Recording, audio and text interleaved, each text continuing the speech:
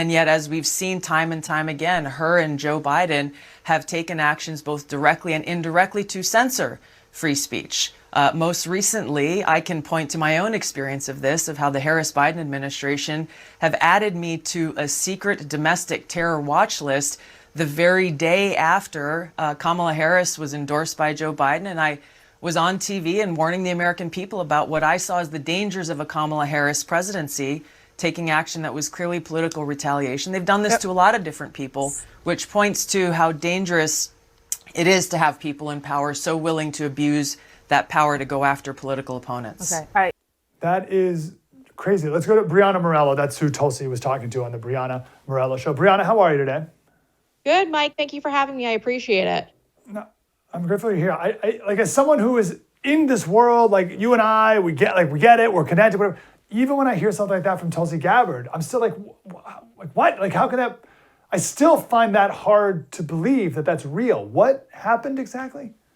It's so absurd, but Tulsi Gabbard's one of the many Americans who have been added to this domestic terror watch list that TSA has been putting together for quite some time now. Ultimately, it's only meant for those who are suspicious of participating in terrorist activities.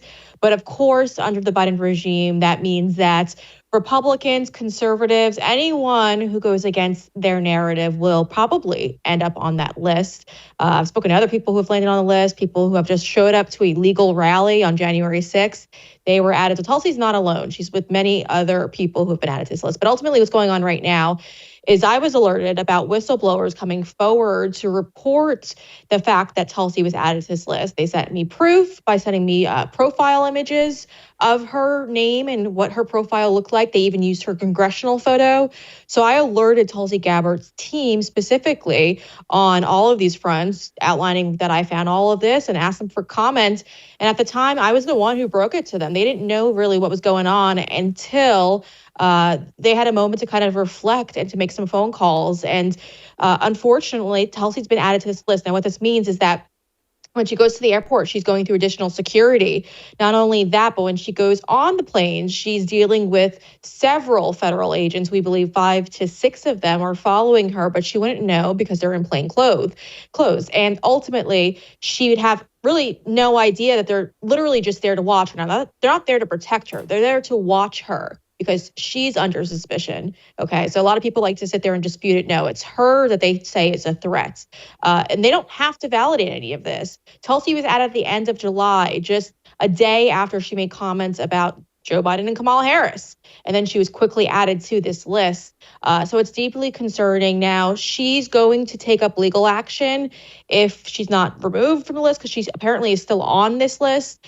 And if she doesn't get all the documents pertaining to her being added to this list. But that's currently what I have going on too as well. I have several conservative journalists who are added to this list. I submitted FOIA requests. The TSA did not want to hand them over. And so now I'm suing TSA for that information. So this has been ongoing for a few years now. Just friendly reminder for everyone, Tulsi Gabbard was the vice chair of the Democratic Party not too long ago, in 2013 or 2016, I believe it was. That's not ancient history, although a lot has changed since then, but that is wild. Is there any way, just giving benefit of the doubt to the government, which I should never do, Brianna, but let's do it. It was an accident. Something, a box checked. Oops, somehow she got on this list. Sorry, we'll take you right off. Yeah, well, I did reach out to TSA for comment on this. TSA telling me that they can't discuss ongoing investigations. So they're well aware that she's added to this list. And they, according to my sources, have not taken her off that list as of yet. There's been 2 congressional investigations launched into my report.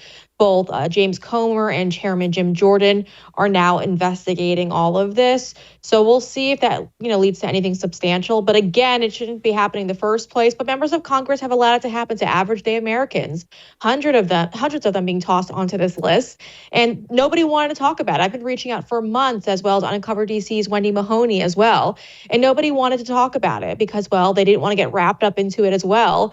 And so, for a very long time, everyone's been very, very quiet on this front until it affected one of their own. And so now everyone's speaking up. Well, not everyone, but some people are speaking up, I should say.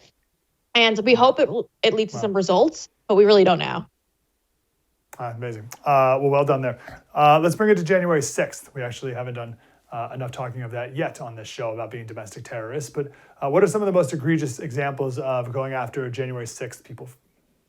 Yeah, there's been so many. Thankfully, we have great independent reporters like Steve Baker over at The Blaze who kind of dissect this. He sat in the Oath Keepers trial, I should cite. And while he was sitting there, he noticed something that sounded very strange. And so he's been doing research on this for months after the trial concluded.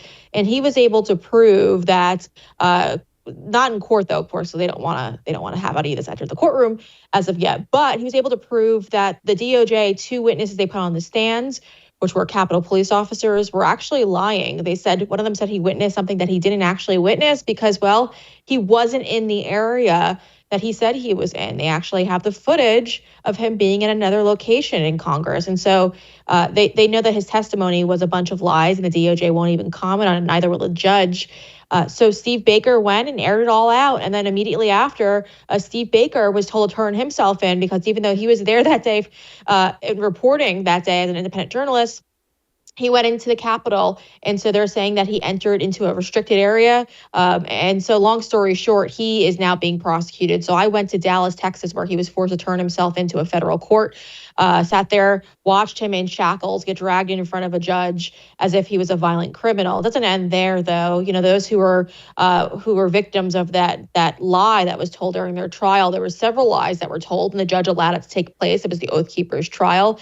Many of you guys are probably familiar with it because Stuart Rhodes, the former founder of the Oath Keepers, was the main individual who was on trial with others as well. But he was sentenced to 18 years, even though he did not go into the Capitol. They told a lie that he orchestrated it, but they had zero proof. But if you put it in front of a liberal jury, they'll convict anyone. And then you have Enrique Tarrio, who's sitting in jail now, or prison, I should say, for 22 years because, well, even though he wasn't there that day, the DOJ took text messages out of context and tried to say because he was a Proud Boy that he orchestrated what took place as well.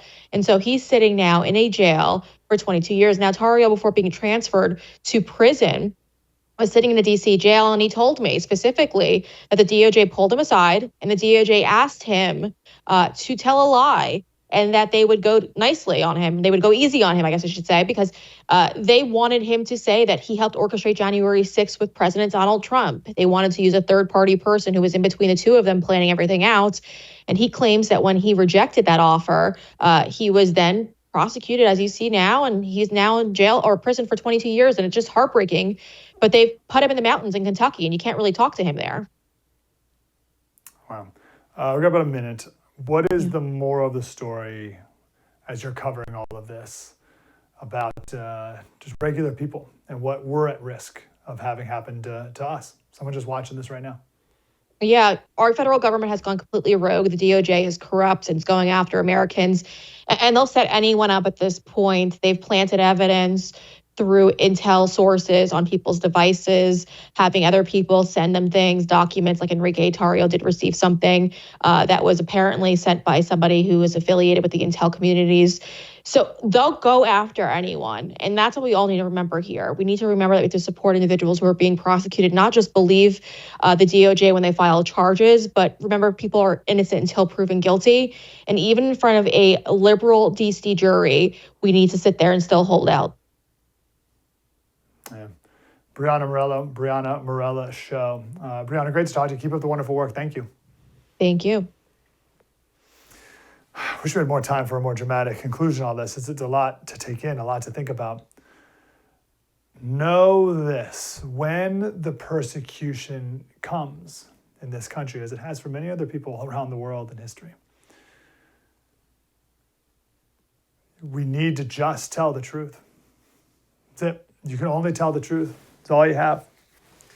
Tell the truth, and whatever may fall from there, that's just the way it goes. But nothing could be more important than that. And we have to have such a grasp on life. Maybe we should do this on our podcast, Politics by Faith. But we have to have such a grasp on this life that we know that this isn't all there is, that there is eternity after this that matters. And telling the truth is all we're called to do right now. In the meantime, no matter what persecution may come. Mike Slater, The First TV. Spread the word.